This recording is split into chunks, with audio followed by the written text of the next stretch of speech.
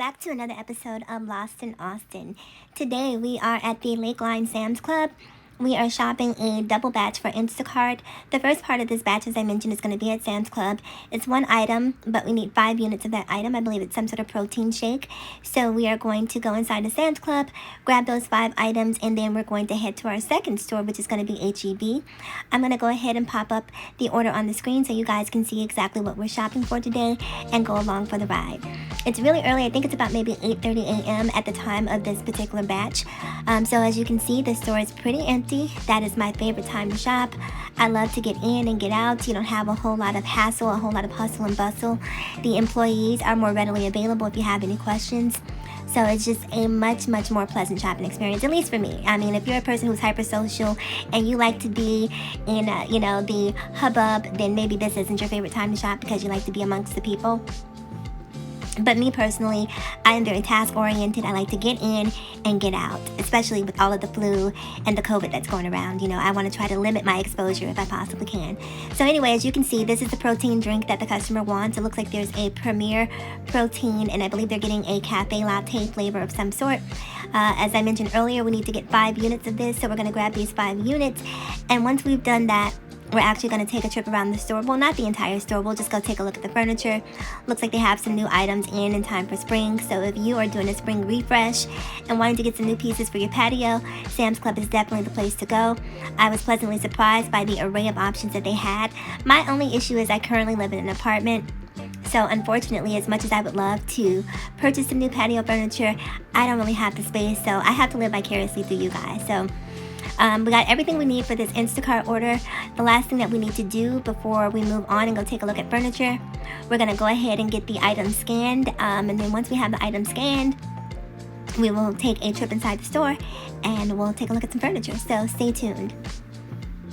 Okay, you guys, so while we get this item scanned, I did want to give you guys a little bit of a gem that I found yesterday. It was Friday the 13th of all days. And I'm recording this video on Saturday the 14th. But if you have Groupon, if you're familiar with Groupon, I would highly impress upon you to head on over to Groupon if you are not a Sam's Club member. If you are not a Sam's Club member and you're wanting to become a Sam's Club member and the price of the membership has been a deterrent, head on over to Groupon. On Friday, the Sam's Club membership was $25. 25 smackaroos. Now that was on Friday. I'm recording this on Saturday. I haven't gone back to check to see if that deal was still up and running, but fingers crossed it still is. But again, if you are not a Sam's Club member and you're wanting to take advantage of some of these awesome discounts that you get as a result of being a member, and again, even if you're not going to buy anything inside of the store, the gas savings. Gas is going back up, you guys. So if you want to save some money on gas, this is definitely a way to do it. So $25, you're not going to miss that. At least, most of us won't. So hopefully you're one of those who won't miss the $25. But go ahead over to Groupon and take advantage of that deal while we go ahead and take a look at some of the outdoor furniture. And I will see you guys in the next clip. Okay, so really quick before I go, I did want to say a couple of things about the slate blue and the taupe sectional that we're looking at. I did love the size of both of those units. However, they sat really low in my opinion. If you prefer something that has a little bit more height, this may not be ideal for you. However, if you're one of those people who happens to be a little handy, who can add some legs or some feet on the bottom of the sofa, then again, you can always increase or elevate the height of the furniture. But overall, very high quality furniture. I wish the colors were a little bit more vibrant, a little muted for my personal taste, but still very high quality. The sectionals, the outdoor furniture was absolutely stunning. Okay, slackers, I'm going to give you guys a couple more minutes to look at patio furniture, and then we need to get this ball rolling. We got another order that we need to complete. So enjoy the patio furniture. While you guys are enjoying the patio furniture, I'm going to actually do some work around here because someone has to pay bills. So I'm going to grab this cart and head to the front of the store. We're going to get these things checked out, and I'm going to leave you guys here for a little while, and I'm going to head over to HEB so that I can actually earn some money today because apparently I'm the only one who wants to work around here. So I'll see you guys in HEB.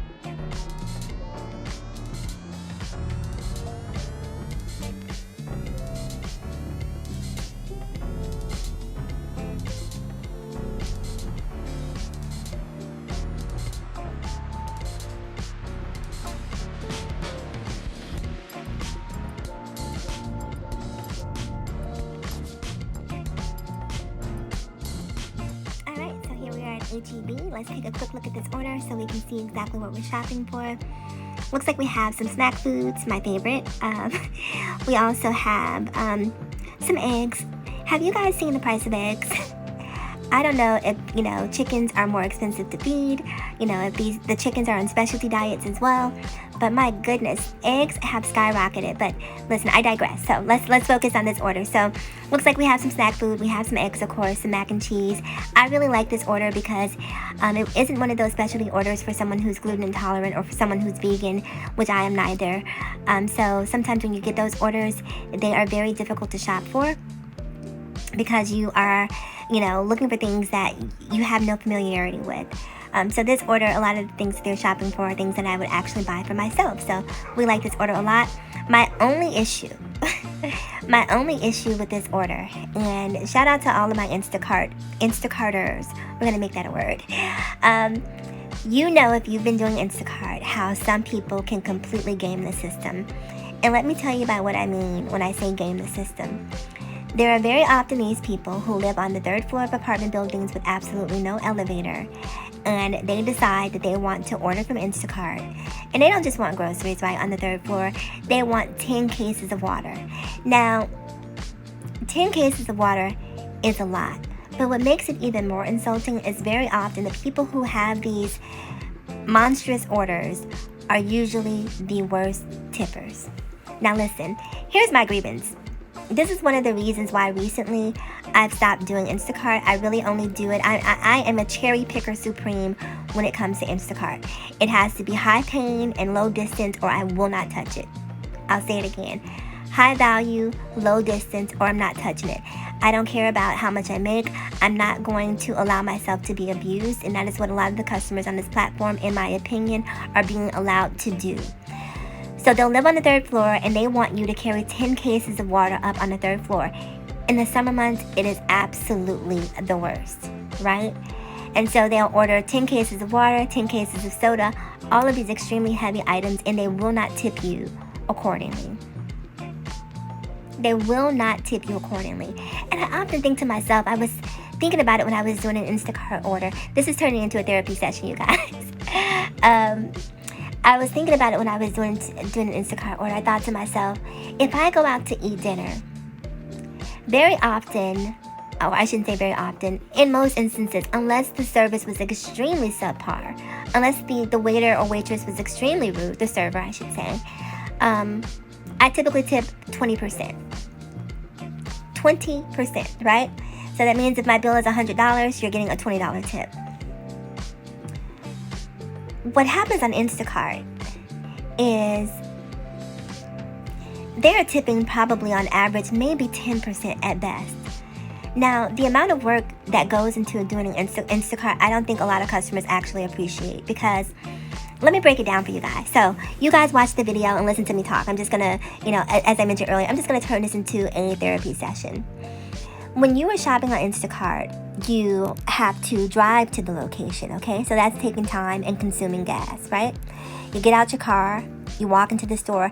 Now you have to navigate the store with tons and tons of people inside the store. You have to find all of these items. If there are items that are not available, you're communicating back and forth with the customer to let them know that these items aren't available. You're trying to find substitutes, trying not to be in the way of people while you find a place to communicate. And again, looking for items that you may not be familiar with. Once you found everything, let's say a person has a lot of produce, now you have to go to the produce section, and you don't just get to grab a cucumber, right? You don't just get to grab tomatoes. You actually have to bag them and weigh them. So for every item that the customer wants, you have to go in and weigh it, and then you have to enter that amount into the application. Then you have to go into the line. Now, if it's a peak time of day, waiting in line can consume an additional 15 to 20 minutes. So you're in the line, you're waiting to check out. Now that you've checked out, Now you have to put all of the things back into the cart. Now you have to push the cart back to your car. Once you get to the car, you have to unload all of those things. So if a person had 10 cases of water, you had to load those 10 cases of water onto the cart at the store. Then you have to roll them out to your car, unload them onto your car. And then once you get to the location, you have to unload them a third time. So that is 3 times that you've had to unload 10 cases of water. And I don't think a lot of people understand how much work goes into actually being an Instacart shopper. I think that if they understood the amount of work and effort that goes into an Instacart shopper, they would probably tip better. So after doing this for quite some time, I decided that it's really time for me to take a break. I love the Instacart platform. I absolutely love being able to go out and shop, but I really feel like the amount the orders are paying these days is absolutely insulting. I'm going to pop an order up on the screen so you guys can see how low paying some of these orders are. They make absolutely no sense. So let's talk briefly about this order that is on your screen. So if you take a look at this order at first glance, it does not seem like a bad order. But let me break it down for you and talk about why this is a horrible order. So when you look at the order, you see that it's going 12 miles. It's paying $12 to go 6 miles, 6.7 miles, I believe, which is about an average of $2 per mile. Now that typically is a pretty decent order. The problem is, if you take a closer look, you'll notice that there are 3 home icons on this map, which means that you are shopping for 3 different people and having to deliver to 3 different locations. That to me is extraneous. When you can do a DoorDash, go to a restaurant and pick up, deliver to one person, and make $15, or a Grubhub. So when you see orders like this, in my mind, it makes the Instacart platform less appealing. I'm not sure who's accepting orders like this, but I'm seeing them become more and more common. So if you're an Instacart shopper out there who's taking orders like this, please stop, because you're making it hard for the rest of us. I don't know who is accepting these batches. It feels to me that Instacart has devised this sort of formula, right? So what they do now, because one of my favorite things to do, it used to be shopping at Total Wine, right?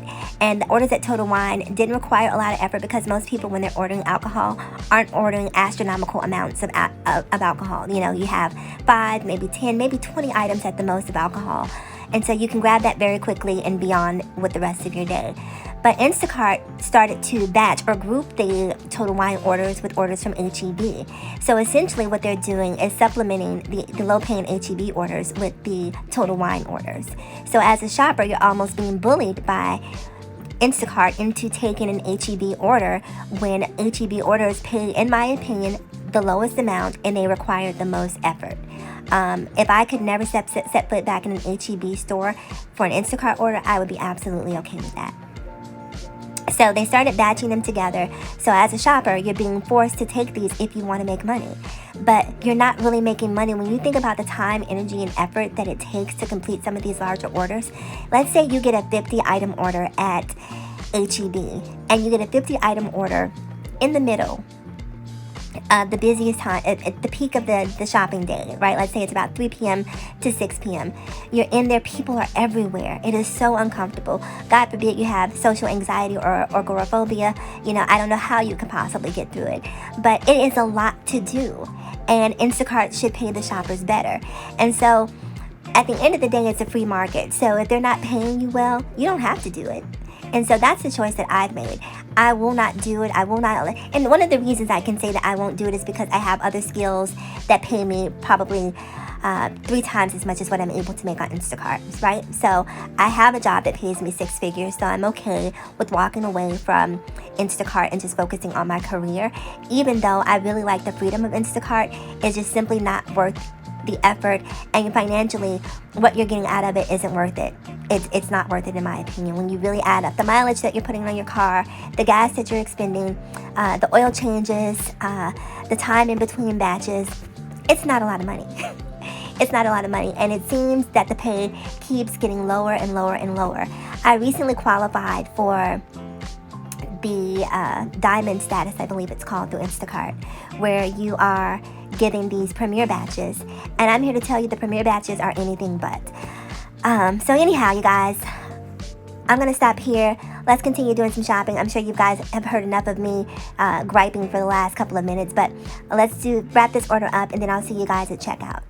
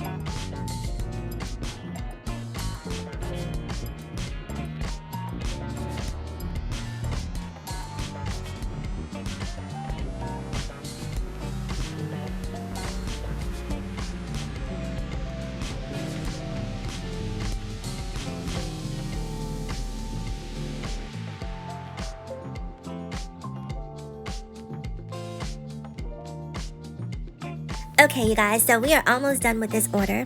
Just a couple more items to go, and then as I mentioned to you earlier, we will be heading to checkout so we can get this order delivered to our customer. I think we have 2 orders here that we need to get delivered, so we'll get that done.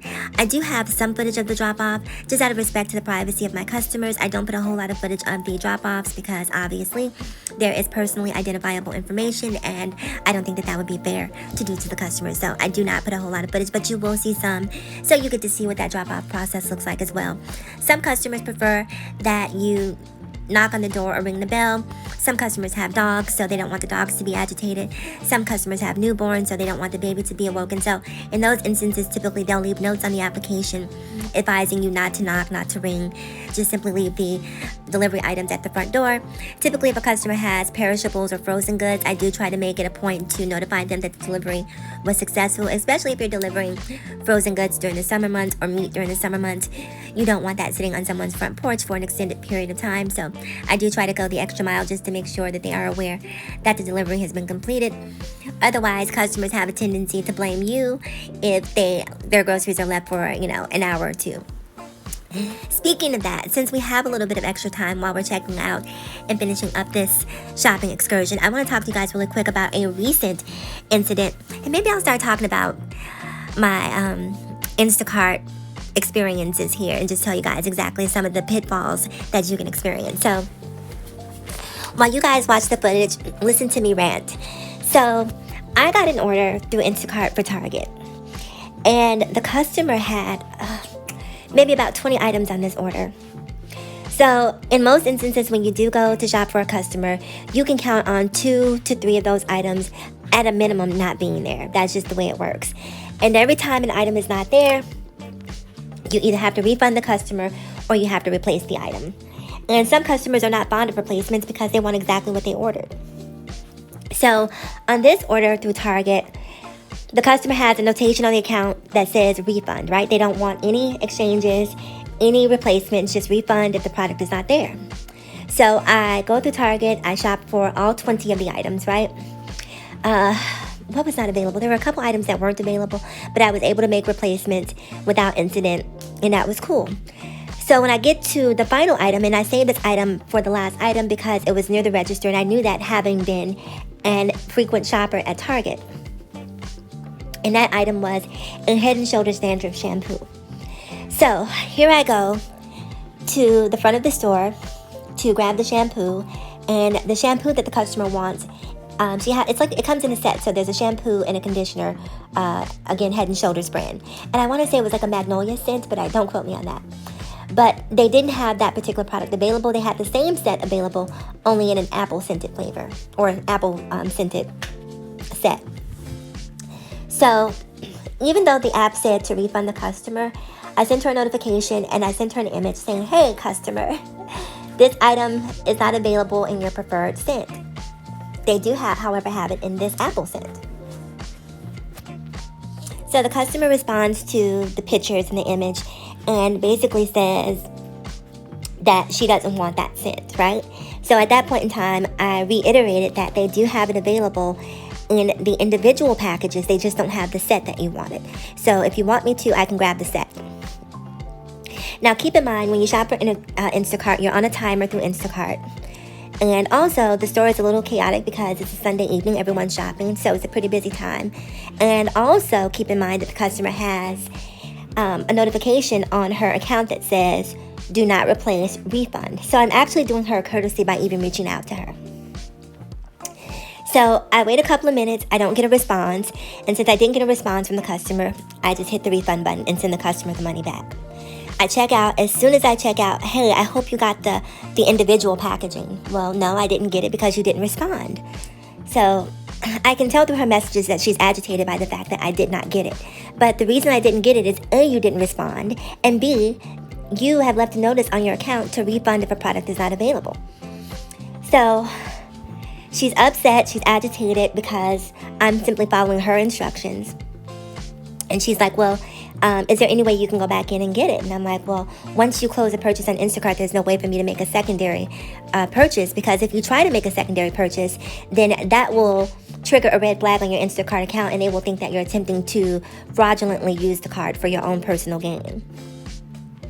So I advised the customer to reach out to Instacart to see if they had any options. At which point, she asked me if I could go in and purchase, and she would Zelle me the money. Or Venmo. She had to Venmo. I don't have Venmo. So I said to her, don't worry about it. I'll go in and I'll buy it and just, consider it, just me doing you a favor. No worries, right? As a woman, I understand the importance of hair. So, hey, I'm going to do you this solid and go ahead and get this shampoo for you. So I go into Target, I grab the shampoo for the customer, and again, it's just a goodwill gesture, right? And so I get everything that she wanted. I successfully made the delivery, and the shampoo, I want to say, was approximately $5, so it wasn't a whole lot of money. And so I drop off the shampoo, drop off everything else she wanted, and when I get there, she has a note with $15 in it. So she, in addition to leaving me a tip on the application, she also left me a cash tip on the front porch, which I thought was super, super sweet, in spite of me telling her that she didn't have to. So I say all this to say, Instacart can be very challenging. Sometimes dealing with customers can be very challenging, but if you maintain a level head and maintain your cool, sometimes you can turn a positive into a negative, because that is definitely a situation that could have gone left, but fortunately cooler heads prevailed, and I feel like she was very satisfied with the outcome. I too was satisfied with the outcome, so it was a win-win situation for all parties involved. So anyhow, you guys, that's going to be it for today's video. I'm curious to know if you are an Instacart shopper. Leave some comments below some of your best and worst Instacart experiences, because I'm sure there are some horror stories. And like I said, I may actually do a couple of story times just talking to you guys about some of my more challenging Instacart experiences. So be on the lookout for that. And also be on the lookout for more weekly vlogs. I'm going to try to make it a point. Try being the operative word. I'm going to try to make it a point to be more vocal and more interactive when I'm out in public. It is just such a challenge for me to go out in public and have a camera and, speaking out loud in front of people and looking like the unstable woman in public. So for that reason, I don't necessarily say a lot when I'm recording in the stores, which is why I typically do voiceovers, because I can do those in the privacy of my own home and not have to worry about anyone else being within earshot of what I'm talking about, or anyone asking me questions about what I'm doing, which is what people typically do. So that is going to be my challenge. Whether or not I'll be able to meet the challenge, that remains to be seen, but we're certainly going to try to be a little bit more interactive when we're out in public and actually recording. So, again, if you do Instacart or DoorDash or any of the other gig apps and you have an interesting story, I would definitely love to hear from you in the comments below. So please do me a huge favor, like, comment, subscribe, and share, and be on the lookout for more videos, because they will be coming on a more regular basis. So stay tuned. That's it for this week's episode. Again, thank you for tuning in to Lost in Austin, and I will see you guys again in the next video. Be safe and Happy New Year.